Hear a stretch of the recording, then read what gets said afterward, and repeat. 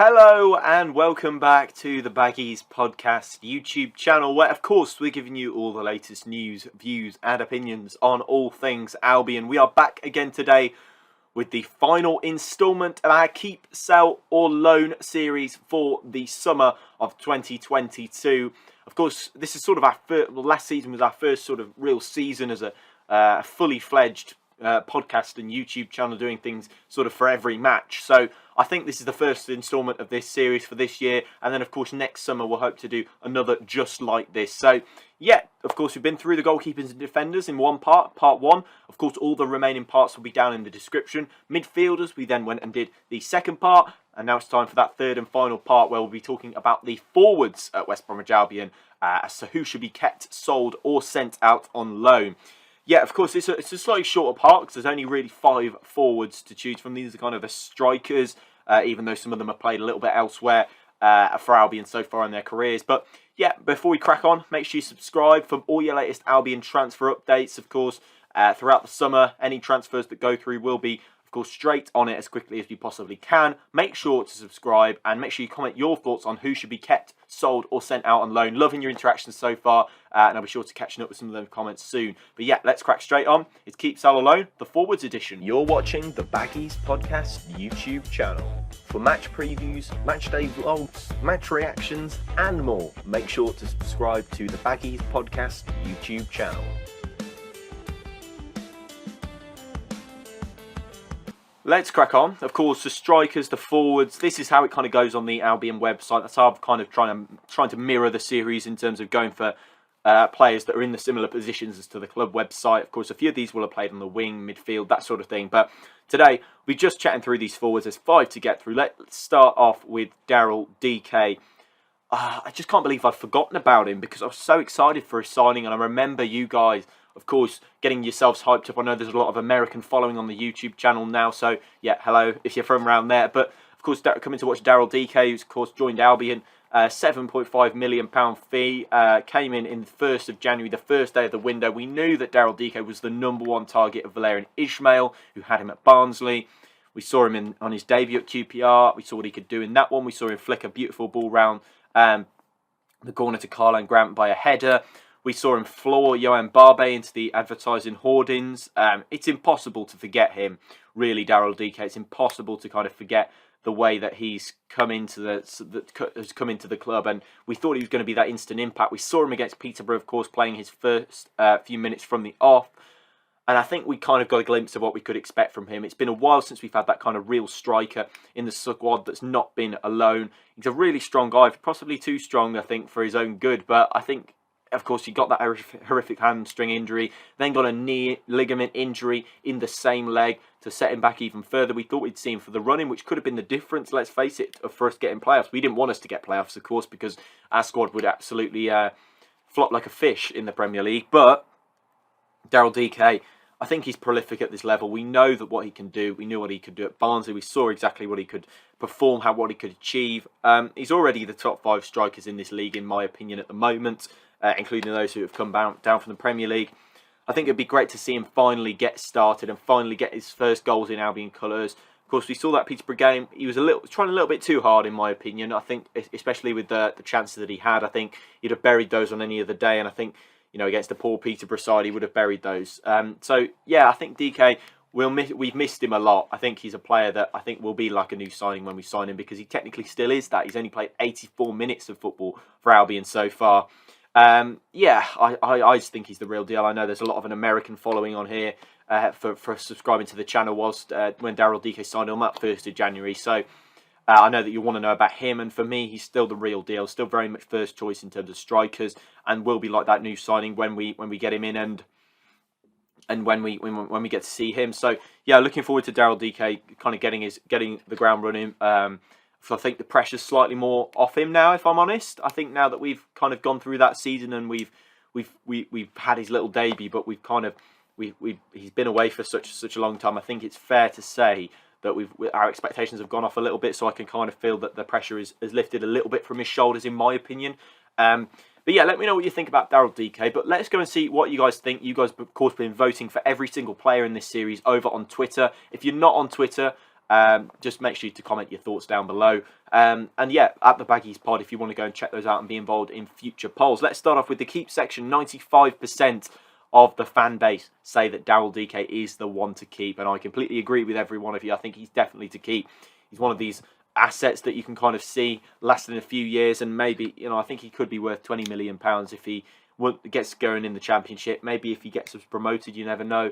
He'll be worth a lot more than that. So I can definitely see him being at the top of his game. 5% say to sell Daryl Dike, and 0% say to loan him out. So yeah, Daryl Dike, 100%, well, 95% say to keep him, and I personally agree. I think he's going to be excellent for us next season, and I'm looking forward to seeing him. Yeah, moving on to Karlan Grant, who I think in what we could consider to be his second season that we've had him for, I think he's done a very good job in terms of his goal scoring output. 18 goals. I think he's proved to be a really good finisher. I think he does split opinion. That's the only thing. I just think we're not seeing the full package from him. I don't think we're seeing as much as we possibly can from him. I think there's a lot missing from his game that maybe he's either doesn't want to show us or he's not being asked to show us. I just think there's a better player than what we've seen from Grant. I think he does go missing a lot. I think he hides a little bit from the game. But I think, then again, his goals are crucial. Without his goals, where would we be? Where would we have been this season? Without Karlan Grant scoring the goals for us. And I think that's a pretty big statement to make, because you know how good that he's been in terms of in front of goal and keeping us in games. I remember that stint that he had between sort of October and November, where he essentially scored every goal that he scored was match winning. The games against Birmingham, QPR, Hull City. Can't think of any others at this moment in time, but those three are the ones that really stick out for me, where he scored the winning goals in each and every one. So for me, that's where Grant really comes into his own. And I think he's more of an inside left forward than a striker. But also I think he might make a decent partner for Dike, your sort of big man, little man strike partnership. He's very quick. I'd personally keep him because I think that he's got a good finishing ability. And if he's only doing the poacher part, I think he does very well. But I do think there are parts of his game missing. I do think he hides a little bit from the game. And I think that's where I need to look at him. And if as a manager, I think you can give us an extra 10%. You can offer something a little bit more to the side that you haven't already. And that, in my opinion, that's what Bruce needs to be doing with Grant. And he needs to kind of ask for more. Because at the moment, I think the front line's a little bit samey. There's a lot of similar players, apart from Dike, of course, who hasn't really played. But over the past season, there's been a lot of players kind of trying to do the same thing and kind of hiding themselves and waiting for things to get on the end, waiting for things and not actually taking the responsibility and creating something themselves. So, yeah, for me, Grant needs to do more. But his goals cannot be understated in the value for this season. And a lot of his goals were match-winning goals. So here's what you guys think. 80.2% say to keep Karlan Grant. 19% say to sell him. And 0.9% say to loan him. So, yeah, unanimously to keep Karlan Grant in the side. So you've got sort of two decent strikers there already. I would maybe look at another one if you can. Try and pick somebody else up in the process. But for me, those two players look pretty decent to me, and they look like what could make a good strike partnership, depending on who we also bring in this summer. Yeah, moving on now to Callum Robinson. Technically, is a really decent player, but doesn't seem like somebody who kind of rolls up their sleeves, gets mucked in, and starts getting involved when he needs to. I think technically he's pretty decent. I think we've seen a lot of his finishing, a lot of his skills, a lot of his turns. I think they provide quite a good foundation for a good sort of, I can't really picture where his best position is, but somewhere along that front line, maybe even as a 10, I think he's decent. But I think he does go missing again with like Grant, and I think when there are tackles to be made, I think he does pull out quite a few of them, and I don't think he wants to get his sleeves dirty. I think he wants to kind of be the luxury player, and I think in the Championship, unless you're a really ball-dominant side, I don't think you can afford luxury players. I think I would listen to offers for Callum Robinson, undoubtedly. Despite his ability, I think that you would have to listen to some offers for him, and I wouldn't blame the club for doing so. And I think they are going to, if you judge by the sort of news coming out. I think that's probably the case with Robinson. But in terms of his percentages and in terms of what you guys have voted for him, 15.4% of you say to keep Callum Robinson, 82.9% say to sell him, and 1.6% say to loan him. So, yeah, that's probably fair. I think these three are pretty unanimous. And I think we're certainly moving on to another unanimous one, and that is Kenneth Zohore. We haven't seen him in the first team since the 6-0 Carabao Cup defeat against Arsenal back in August. What do you even say about him? I think he's just a pretty strange prospect. Of course, we saw him come on against Luton late on in the game, back in our first home game back at the Hawthorn since lockdown, and he came on and we conceded 2 goals, and he was very, very lacklustre. It was almost like he'd just been woken up out of bed. Looked very, very sluggish, very, very off the ball.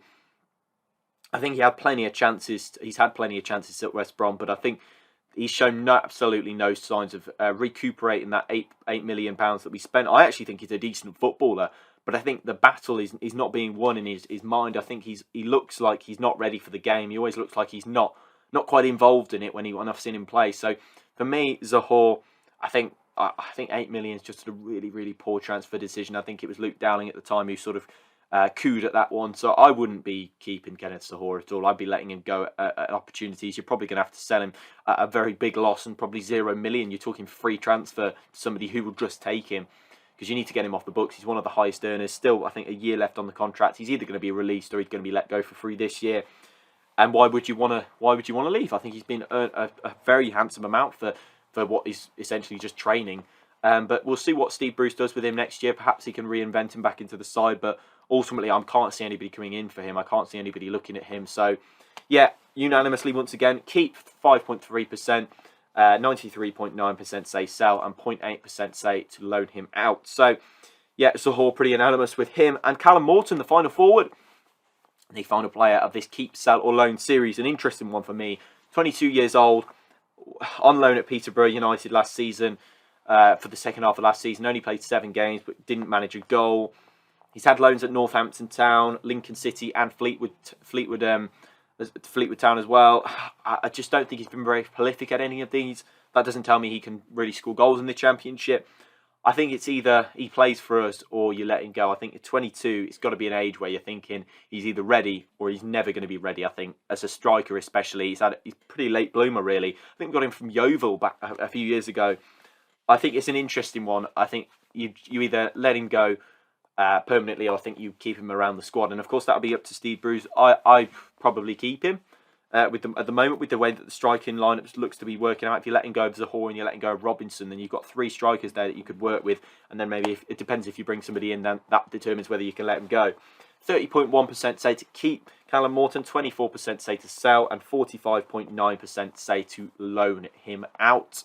And there we go, that's the forwards. I think we've got a pretty interesting lineup of them. Very mixed in terms of now adding Daryl Dike into the mix. You've got some very different types of forwards. I look forward to seeing what he does with some of these, Steve Bruce, and how many you can kind of get rid of and how many you can offer out. But we'll see. Make sure you comment down your thoughts below. Thank you very much for watching this series. It's been very fun to do. Make sure you subscribe to keep updated with all your latest Albion transfer news. And as the season begins, the pods will start back up again. Make sure you subscribe, and I'll see you in the next one. Goodbye.